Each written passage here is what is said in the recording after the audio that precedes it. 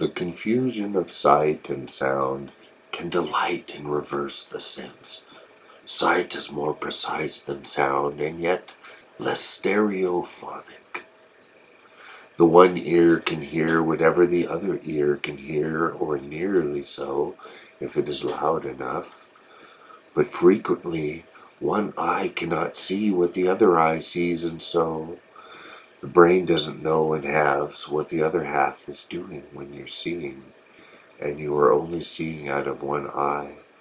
And so what happens to the other half? It is hard to say which is worse, because when sight is confused with sound, you end up with things like sheet music or letters or mathematical symbols, when all you had to do is remember the sound to begin with. And does the music in your eyes reverberate and resound in the cavity of your mind? Or are we blind to the facts, Jacks? If the sound is loud enough, remember, you can't fool the other ear. It knows what's going on. But the problem is, if sight is confused with sound, it's more than a proper noun. You can't backtrack if it's already rewound.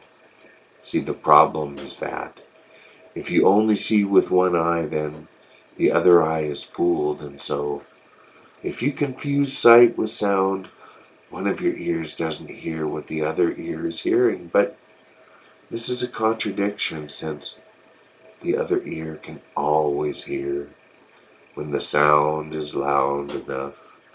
And this confusion in the mind results in the blind leading the blind, and though it is not meant to be unkind, it hurts like hell, seems like a spell.